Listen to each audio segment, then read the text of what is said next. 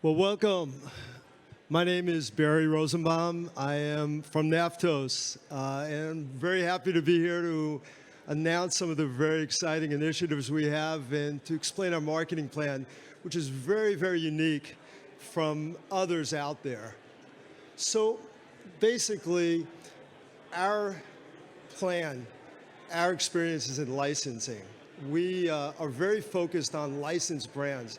We have a philosophy, instead of developing an IP, which might take years and years, our philosophy is to take advantage of existing brands with the existing base of customers that are very loyal to that brand and bring them into our space. And we have a really interesting and unique way in order to do that.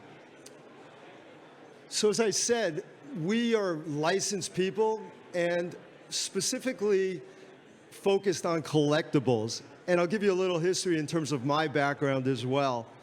So one of the things I'm very, very excited about, people ask me, tell me about Naftos. And the first thing I always say is our team. We've really assembled, from my perspective, the top people at almost every level of our company. My experience is in consumer products. I started a company which subsequently I sold in 1999. We grew our business to about $300 million, consumer products, selling to people like Walmart, Target, office in Hong Kong, so globally in every major market. And the bulk of that business was in licensed product. So I was fortunate enough to pay a lot of royalties to some major licensors, brand owners over the years, and build some very, very strong relationships. Similarly, we also built very strong relationships with retailers. Generating that much business, and over my lifetime, well over $2 billion in retail sales. We became category managers, for example, at Walmart. We drove the business in all the major retailers with sales in the US alone of in over 50,000 doors. So those are the relationships that we're using and leveraging in order to grow our business, to establish our business. The rest of the people in my team, I could literally spend hours speaking of their experience and their abilities. And frankly, I welcome all of you to come to our booth, and we could I'm happy to introduce you to some of our players, and they could explain also their history and their background as well. So one of the things that we recognized in the NFT space,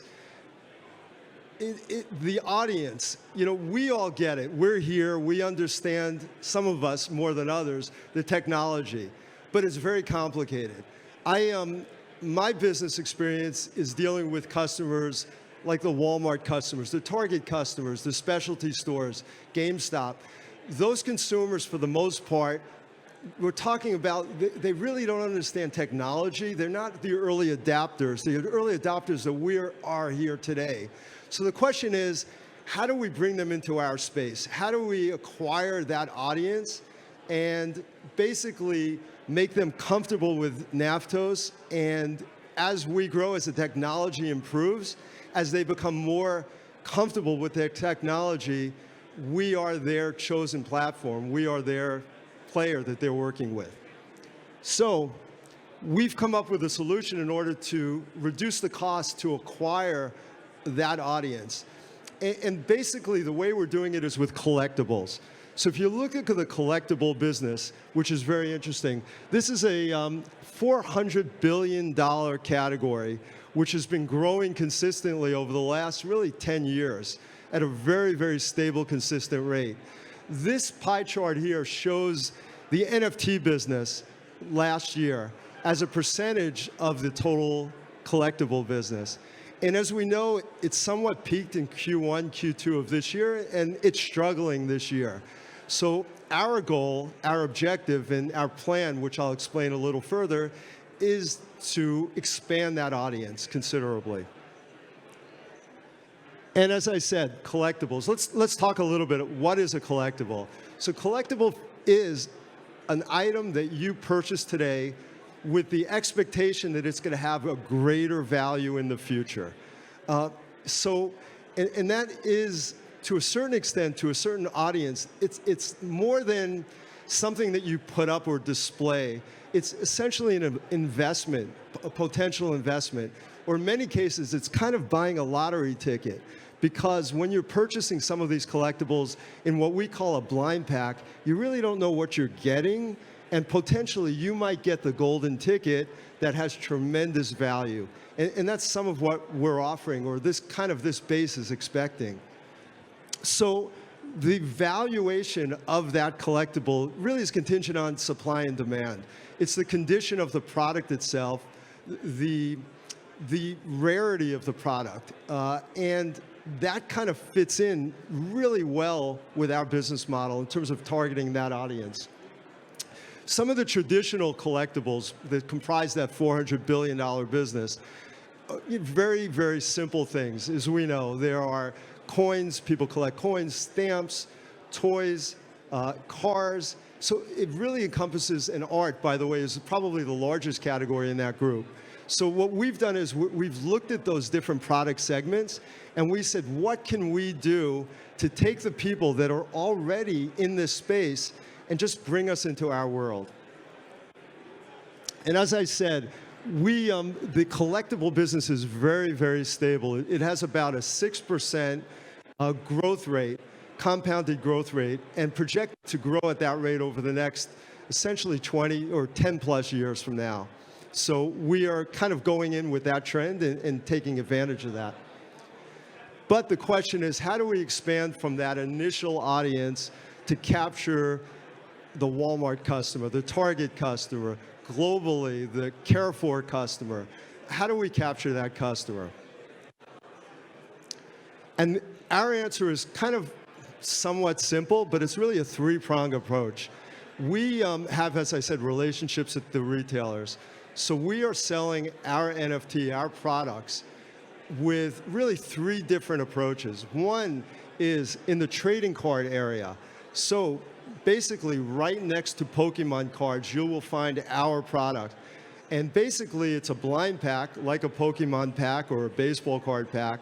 You open up the pack, and you have these collectible cards. And they are branded cards of different very, very famous global branded entertainment properties that we've acquired, we've licensed, that we have global rights for. So you buy the pack of trading cards at the front of the store, you acquire an NFT, a digital twin of one of those cards. Now, we chose these trading cards really for a very good reason. It hits a different audience. The trading card customer today, it's very interesting. It's not necessarily a young audience, although it does encompass that, but it includes really young kids to adults. So it's a very, very broad group of people that are looking for, again, that type of lottery ticket in the pack. The other thing that we are looking at, or we are launching as part of our marketing plan, and this is all Q1, by the way, is collectible art. So using our licenses, the brands that we've acquired, that we signed on, we are developing really artwork, collectible artwork at various prices. So you'll find our product at mass merchants. You'll also find it in specialty stores, and you'll find it in fine art galleries. And the beautiful thing about it is we're selling it at different price points with different customers, but all of them have this digital twin. So essentially, when you buy the product, and that really falls into the trading card as well as the piece of art, you're going to basically acquire an NFT. We capture you, your email, all of your information, and we bring you into our space. You have a wallet within our space. We now can market to you, and we could kind of bring you into our world and make you comfortable with the NFT business itself. And as I explained, so it's trading cards and artwork. Those are the things that we are bringing to the physical world. These are physical products. But our license agreements also allow us to market NFT products. And our NFT products, we are doing a little bit differently as well. Since these are very, very famous brands, there's a lot of history behind these brands, and we're incorporating that into the NFTs by making them collectible in different varieties of collection so that they have different values, basically, on the initial market as well as subsequent markets as well. as I mentioned, my experience and my team's experience is really dealing with retailers. So fortunately for us, we have relationships and frankly placement in these retailers and hundreds of others globally. So we're basically mitigating the risk of marketing NFTs by launching physical products in these retail stores and exposing this audience to our type of products as well. So our plan is quite simple. Looking at the collector business, we are assembling a very, very broad portfolio of brands that appeal to different types of segments and marketing it towards that segment.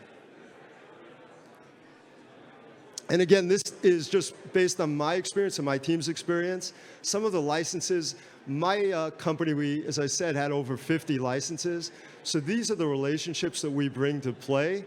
And although we don't have every license on there, these are the types of relationships that we have that enable us to really bring kind of the A brand properties to our market. So the last piece of the puzzle that we have is the platform itself. You know, we have formed a partnership with Naftos, who's already brought product to the market, licensed product and other product to the market. So we're working with them in terms of managing our platform and our community and our fan base. So it's the other piece of the puzzle, essentially, to bring us in to help facilitate the sales. And when I say, you know, we recognize who our customer is. And our goal is not to sell to the early adopters, although we believe that's going to be a large part of our business. When we sell to this other base, we will make the sale as simple as possible, the process as simple as possible, so that they're comfortable with who we are and transacting on our platform as well. And as I mentioned, unfortunately, because of non-disclosure agreements, I can't reveal the brands, but if you think about the most popular brands in the world, those are currently in our portfolio, and we are launching in Q1. And again, I'm very, very excited to hopefully propel our industry, and that's really our goal, beyond the early adopters. We all believe within 10 years, everyone will understand what we all understand as a group. The technology will improve. People will become more familiar with the space.